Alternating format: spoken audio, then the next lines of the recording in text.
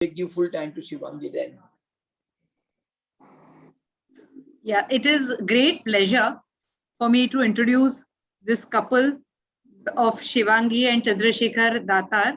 So all of us dream of creating a better world, but some people actually go there and do it. And this is a couple that has done that. They have taken a land and they have nurtured it so it has grown into a forest which is full of unique flora and fauna. So both of them are have been working. Chandrasekhar Datar is an engineer by profession. Shivangi graduated in physics. They both work in MNCs.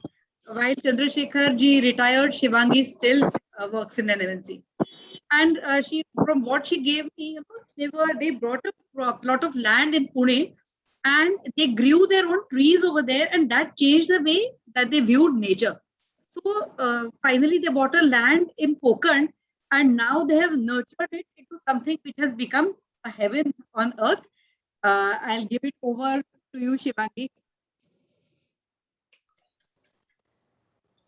Thank you, Tejaswini. Good evening, everyone. Is my voice audible? Yes. Yeah, very nice. Very nice. Okay. Thank you. I Good request evening. everyone to please mute yourself. Yes, Let everybody Shivangi- please mute. Yeah. I'll also mute, but Yeah. Good evening. Thank you for the warm welcome. And I also thank Rotary Club of Bombay Seaface for this opportunity today. I'm sharing my screen so that you'll all be able to see the presentation.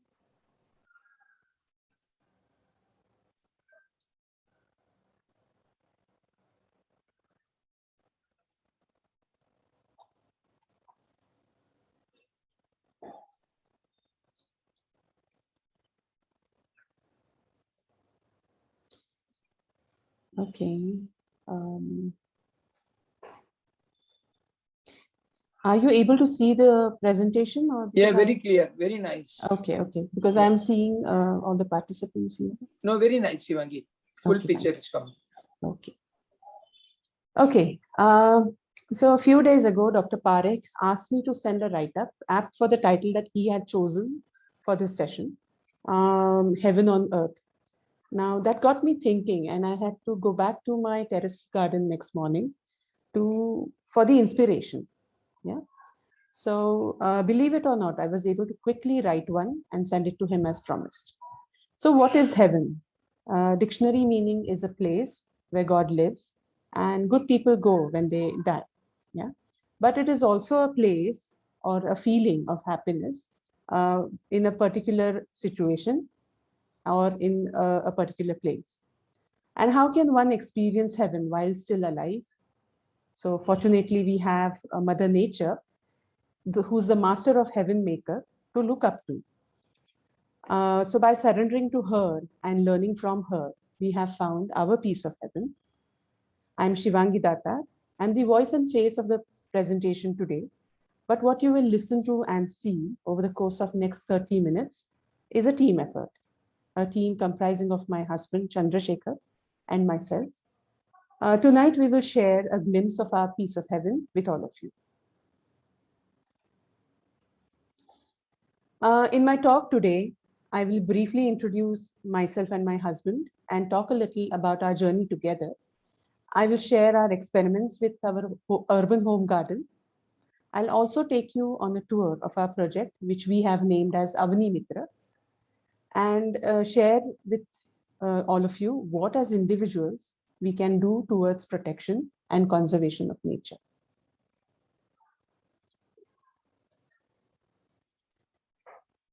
We were born and brought up in urban spaces. Chandrasekhar was born and brought up in Pune. I was born in Mumbai and have split time between Mumbai and Pune while growing up. We both have had a typical middle class upbringing. So our initial years have been spent in getting a decent education and then landing decent jobs in renowned organizations. We met through common acquaintance and had an arranged marriage in 1994. We have two grown-up sons. Our eldest son, Maitreya, is an engineer and is currently pursuing his master's from Uppsala University, Sweden. He recently got married to Suruchi. Our younger son, Atharva, has graduated in botany and is now going to pursue his master's in biodiversity from Garware College. He is an active volunteer in Jnana Prabodhi. Both Chandrasekhar and I have worked in renowned MNCs and have had successful careers. Chandrasekhar retired voluntarily in 2018, and I continue to work. Since the beginning of our journey, apart from our shared life and our children, nature has been a very strong binding factor between us. So our love for nature has taken different years, and this essentially will constitute the rest of the presentation today. As with any newly married couple, we started our life together with a standard set of dreams. Yeah.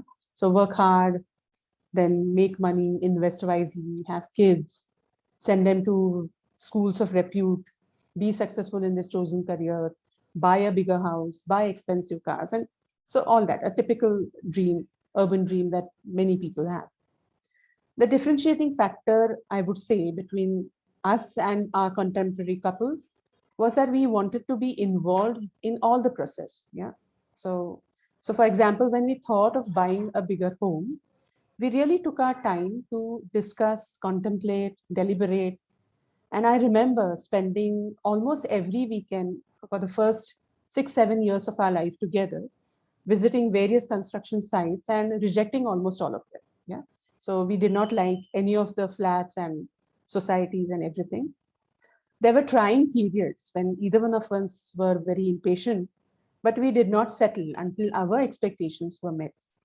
So in 2001, there was a breakthrough, and we chipped in all our savings to buy a plot within the city limits and build our own home. So our common wish of having a garden around the home won over all other amenities like gym, clubhouse, common garden, jogging track, which most people look for in when they plan to buy a home. Even while designing our home, we insisted upon having more windows than walls and flexible arrangement over fixed bulky furniture. It is because of this that despite living in a populous area, like near MIT College, and we are surrounded by tall buildings, we do not feel the need of having air conditioners and rarely require fans even during hot summers. Our little urban garden, these are some of the photographs that you see them. Now, it started off as a landscape garden, but inspired by the writings of Shrikant Ingalhalkar, who's a nature lover, we ignored the advice of all the experienced gardeners from day one and avoided using any kind of pesticides or inorganic fertilizers. And we have tried to keep our garden chemical free from day one. And a course in orchard making at Bhaskar Save's farm altered the way we looked at nature. Since then, we have stopped pruning and sweeping the garden and have let nature take over. So as you can see, over the years, our little garden has taken the form of a mini forest. So it doesn't look like a garden, but it functions, I would say, like a small forest. And as with any forest, it may look unruly, unkempt, nevertheless, having a definite order of its own, and therefore teeming with life at any given time. So it is alive at any moment. We had made up our mind to keep our garden chemical free and pesticides free from day one. Thus, in-house composting is a much needed facility. The picture that you see here is a constructed composting pit. So this constructed pit is a home to a variety of life forms, from earthworms to microorganisms. This pit digests our own kitchen waste, the green waste from our own garden, and the green waste from 15 other row houses in our society. During monsoon, this pit gets converted into a mini mango nursery, as many of the mango seeds dispersed in this pit germinate and grow into healthy saplings. Today, there is a banana sapling growing from a discarded banana stump. And yeah, it will bear fruit in another 6 months or so. A few years ago, we observed numerous termites in our garden. So spraying termite resistant was never an option. On closer observation, we understood that termites feed on dried stuff in the garden.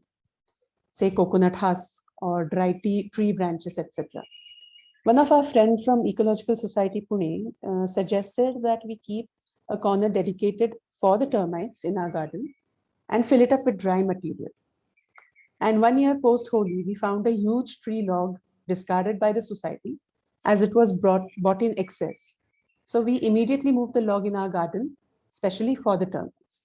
So what you see here is 8 years down the line, the termites have fed on it and they have recycled the nutrients from the log into our garden.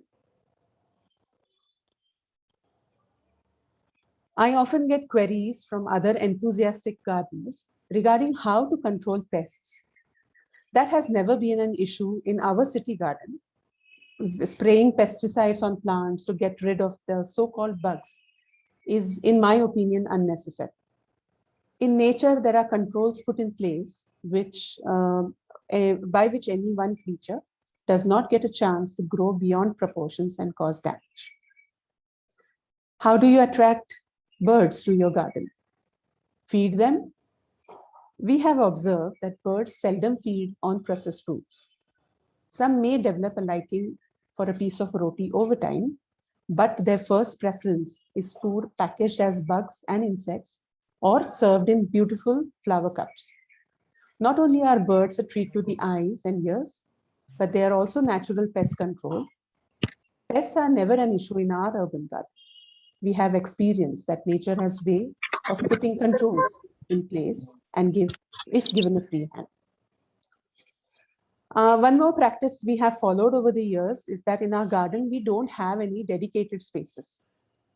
One will find any planter packed with numerous varieties of plants. So here you see a banana sapling. It's not alone. It has company. So there is turmeric, ginger, ash gourd growing along with it. Some may say that this is not correct, as other plants will eat away the nutrients meant for the banana sapling. Here again, we refer to the nature. In nature, plants are always competing for space and nutrients. However, they also collaborate and share. The only indicator we see is how healthy they are, and if it is thriving and disease-free, well, all is okay.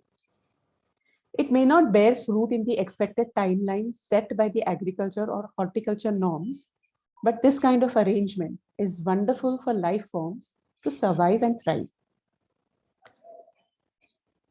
Now, in this planter, you also see a lot of variety packed together. So we have packed a lot of vegetables. There is amaranthus or lal mat, then muskmelon, Malabar spinach, ambadi, roselle, and many other edible plants. So all thriving and creating a wonderful green space, which is pleasing to the eye, as well as it provides food, not just to humans, but to non-humans also. One more thing to add is these gardens and combinations are ever changing. So next time we try different permutations and combinations of plants. So there's no set rule or formula in our garden.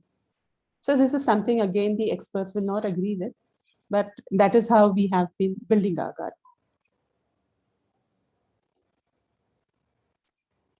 So you now have a glimpse of our urban heaven.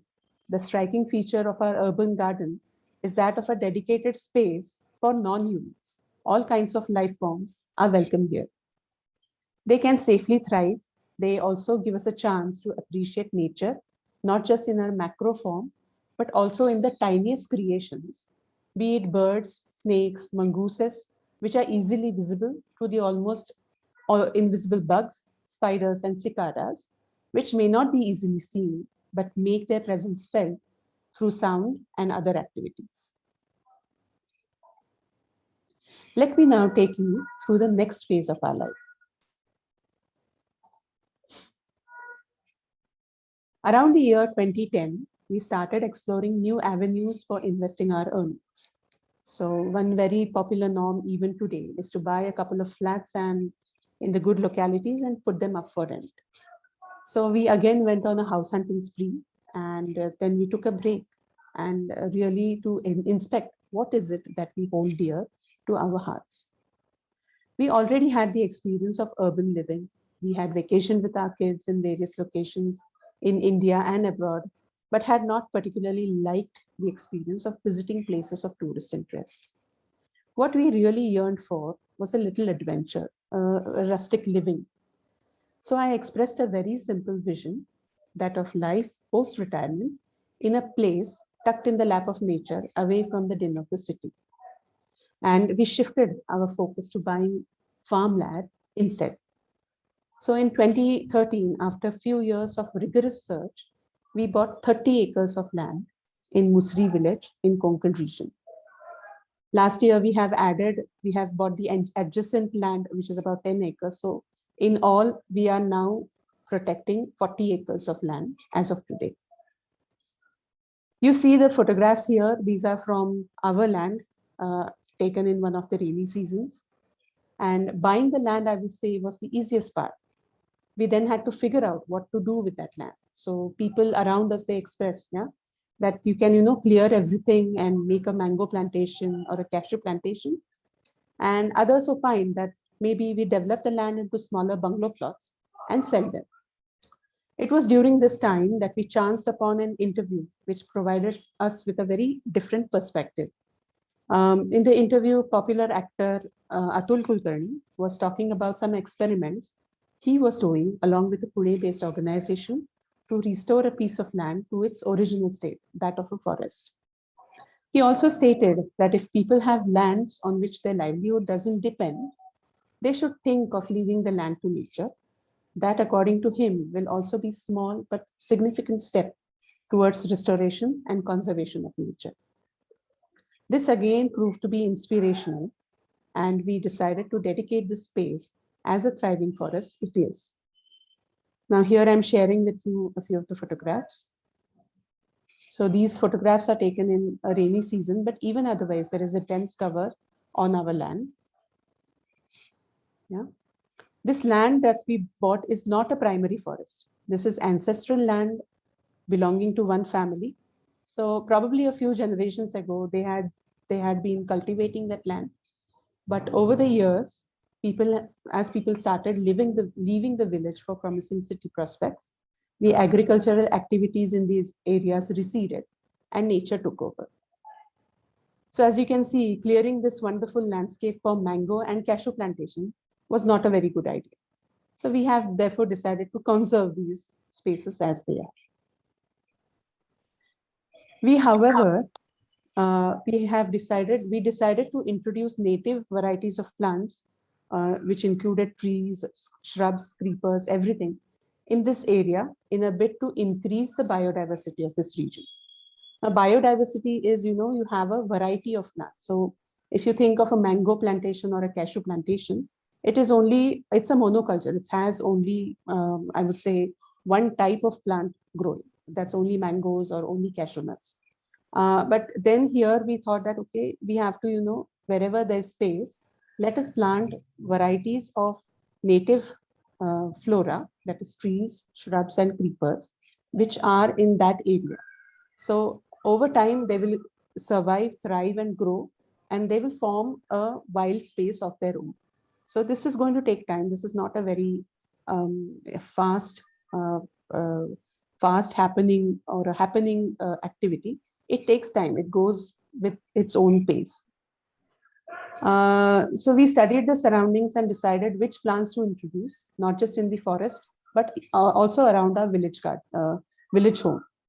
So the village garden, I hope in a few years, will be packed with evergreen, flowering and fruiting trees. So that is the objective that we currently have. We started planting trees in 2015 and have planted more than 1,000 trees, climbers, and shrubs in various places in the village. So trees planted in the vicinity of our village home has a very good survival rate, that about 85%.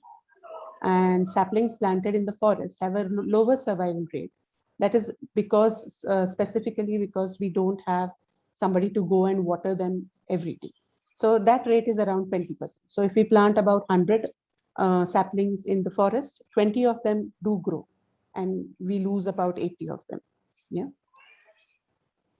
Now here you see progression of a mahua sapling, which we planted in 2015.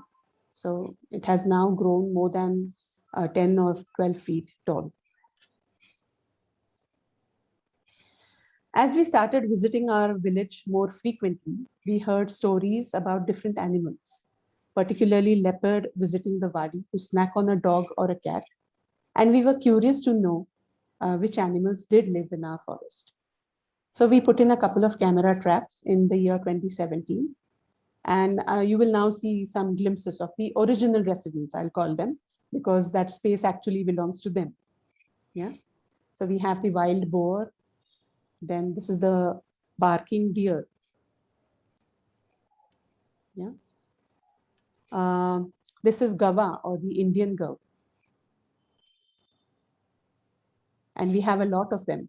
But mind you, I have never seen them with my own eyes because they are very shy, all these animals. And I would say they are very cautious around humans. They don't like human beings, actually.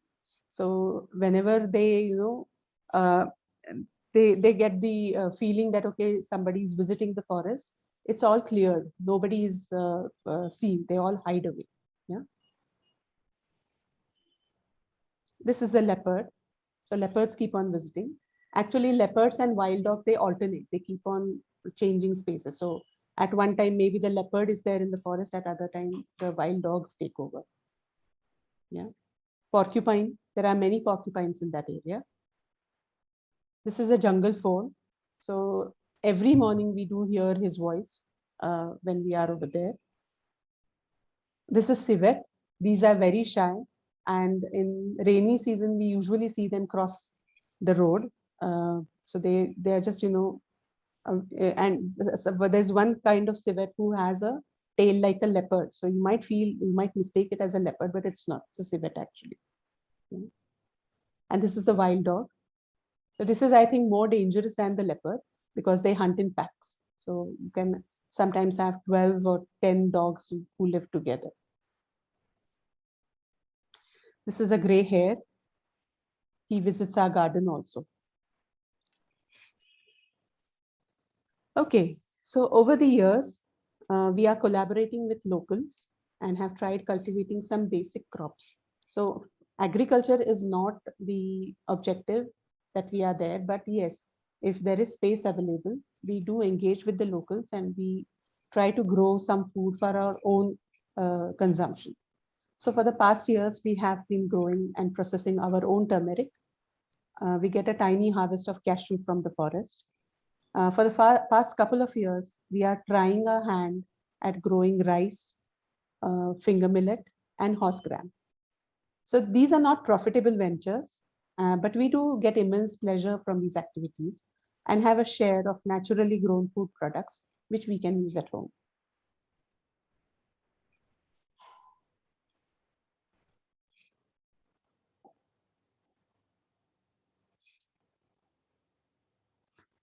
Okay. As our association grew with the forest, it had a great impact on our lives too. Yeah, for instance, from the moment we stepped into our village home, we became aware how in the city we take some things for granted. For example, we have a garbage collection system in the city, but that is unheard of in our part of the village. So after every trip we make it a point to bring back any plastic and non-biodegradable waste that we make over there back to the city. This has also persuaded us to look at our choices we make in our day-to-day life. So we have gradually over the years changed from impulsive shoppers to conscious shoppers to need-based shoppers. So nowadays we only shop if there is a need. Otherwise, we have totally given up shopping. On personal front, I have given up on cosmetics and have resorted to making cosmetics I need at home from oils and other naturally occurring substances. So basically, I go back to nature and see, if there is anything which we can explore and use instead of going to a shop and buying a product. For the past 7 years, I have also reverted to using cloth instead of sanitary napkins. It has also affected the way I dress. I have chosen the Indian way of dressing and given up the Western attire totally. So my wardrobe has transformed from synthetic to pure cotton Indian attire.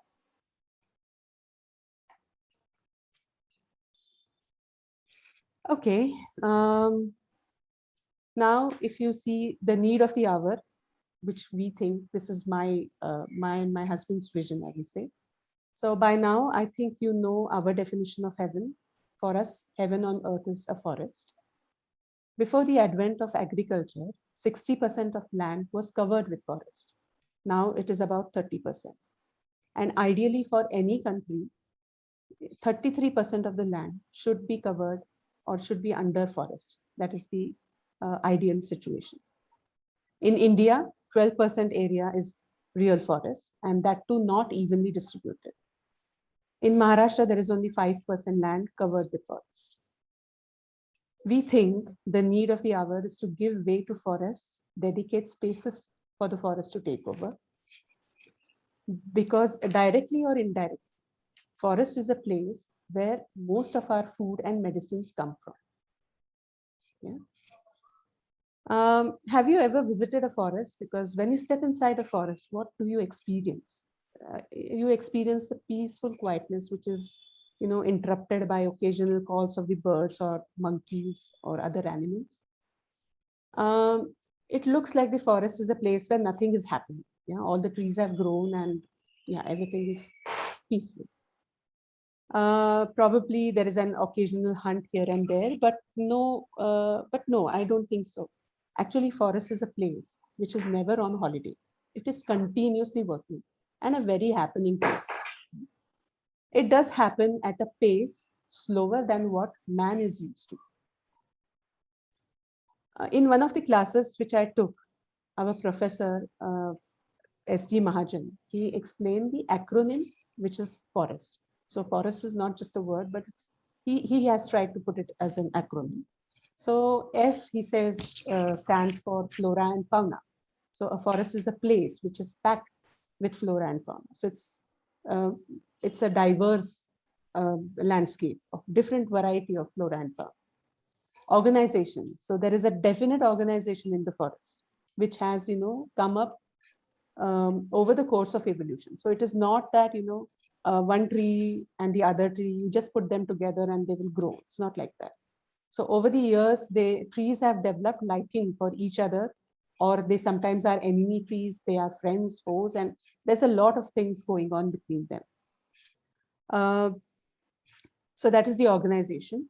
Regeneration is basically every tree. The whole purpose is to grow, is to give birth, and also, ensure that all the knowledge the tree has is passed on to the next generation. Now that is going to ensure that the forest has a future. Otherwise, if a tree dies, there's a void created and the forest will slowly start to collapse. E is energy flow.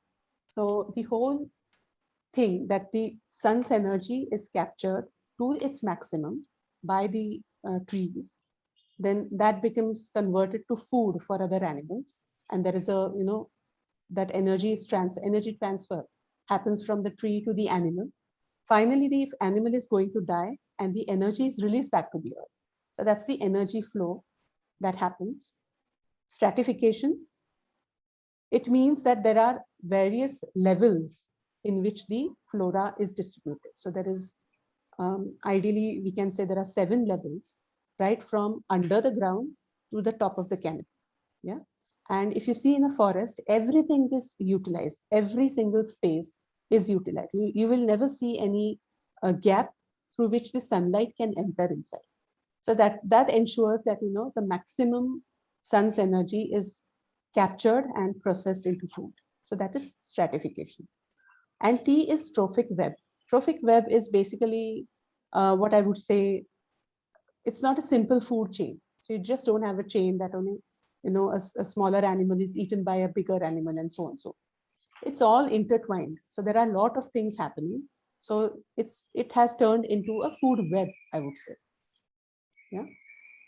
So this is something that is a forest, in my opinion. So it's so happening place. The modern lifestyle that we humans are accustomed to is that of a continuous improvement. And when we are faced with any situation, we think how we can improve it. Can this be made better? And things like that.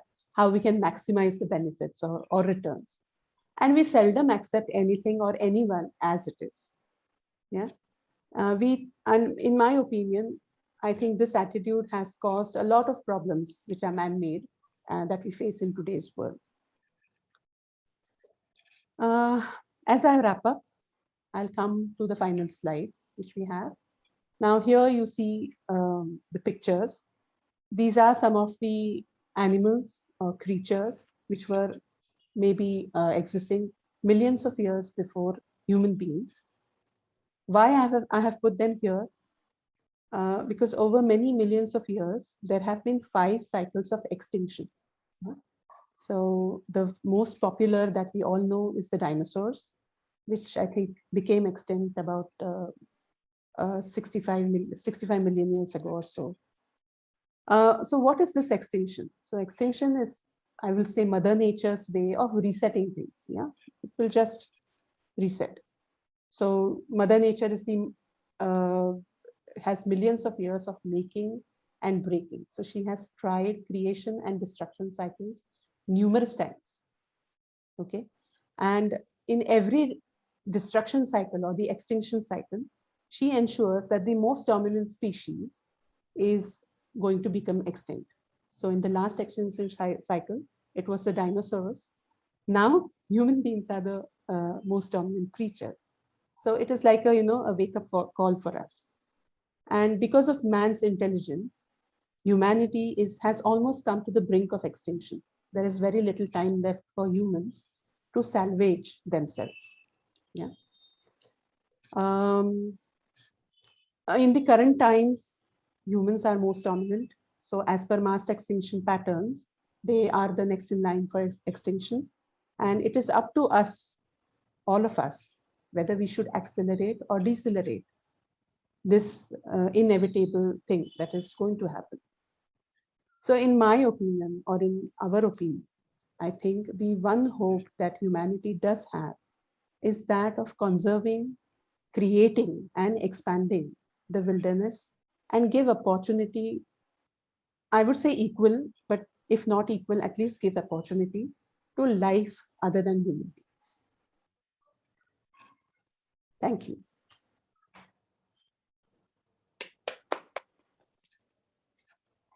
Amazing, amazing, Shivangi. Very I think nice. Very nice. you are phenomenal. I've never seen a couple so creative and so committed to the nature. Amazing couple. I think heads off to you.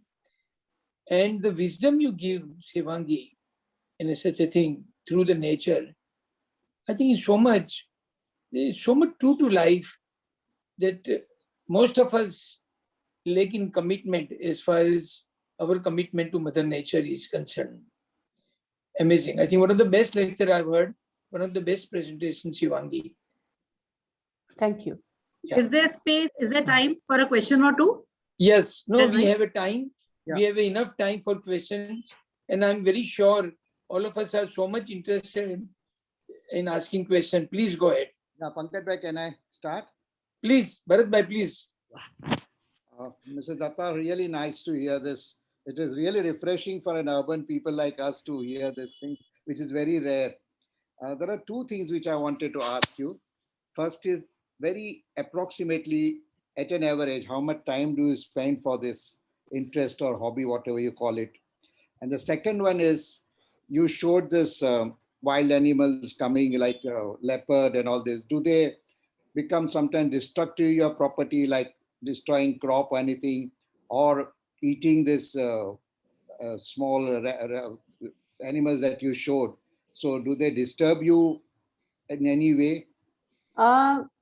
The leopards, they do visit the place, not my house, but they will visit if there is any other smaller animals in the house.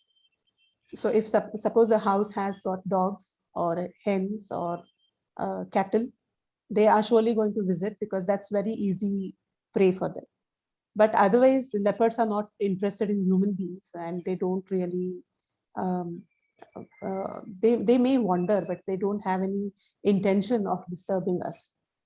The other animals like the wild boar and wild boar, yes, they do sometimes create havoc They sometimes destroy the farms. But I think the locals, yeah, they do keep vigilance over there, and they take their turns to drive them away. But the locals sometimes do have to hunt the wild boars, so they have to do that. And the gore, I think they just allow them to pass off. So if it's a single bison or the kawa, then he will usually not create any issue. He will just take his way and pass away. But if it's a herd, then that becomes a problem, because the herd consists of a lot of smaller animals or smaller bisons who are like kids. The kids are not going to be they will not pass in an orderly manner, so they'll romp around, and that may cause some destruction. At Yeah. your end, do you have any precautionary measures you have taken in your house or at your end in case there is an emergency? No, and there has never been an emergency until now. Uh, The best way is, these animals, they don't, I think we are we are fearful of the animals, but I think the animals are more fearful of human beings. So they are not really interested in her. So they'll wait for us to go inside our homes before they can really come out and explore the area. Pankaj Uh, bhai, Pankaj Yeah, bhai, please. Yeah. can I just speak and say Yeah, congratulations? Anuja, sure. switch on your video. Please. Okay, sure. Yeah, please. Yes. Yeah, fine. Yeah, so I just want to congratulate my niece. So Anuja. I have seen her growing up in front of me, and she was a very dear niece to me. And I want to say that, but I'm exactly opposite. I'm scared of even dogs, So I am the only one in my house who has not visited her place. Okay, but now with I am now going to gather courage and do visit her. So congratulations, Shivangi. It's hard for me to call her that way, but I'm going to congratulate her with that name. So we are proud of you.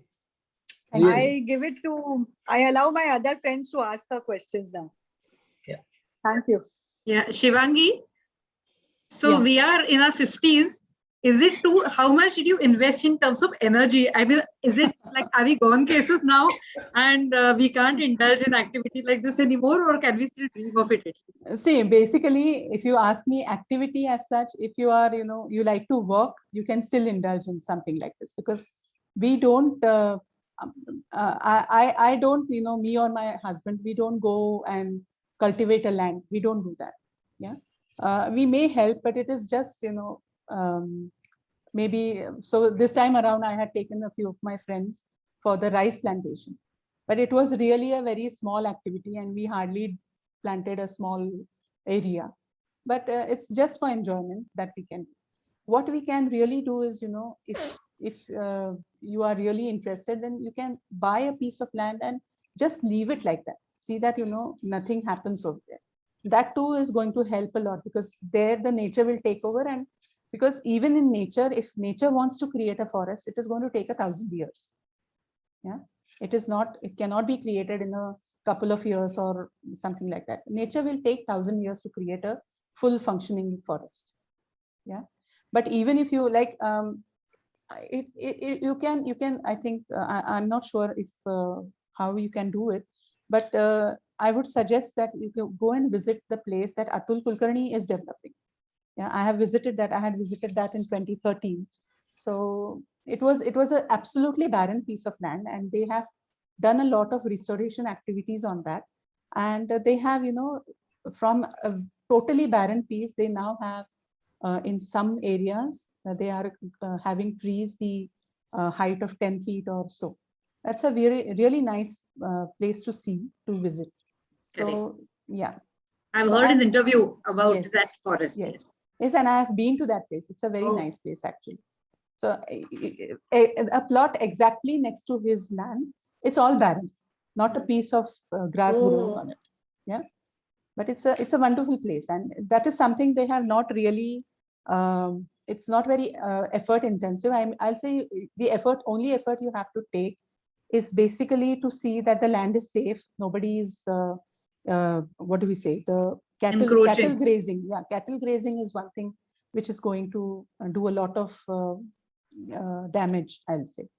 So if you are just going to, you know, fence it with some natural things like natural plants, then that will also keep out the cattle. That is also simple things. And Shivangi, yes. yeah, sorry to interrupt you. Yeah, basically with this, what we can also do is, you know, engage the locals so that they also have livelihood and they don't have to leave the villages.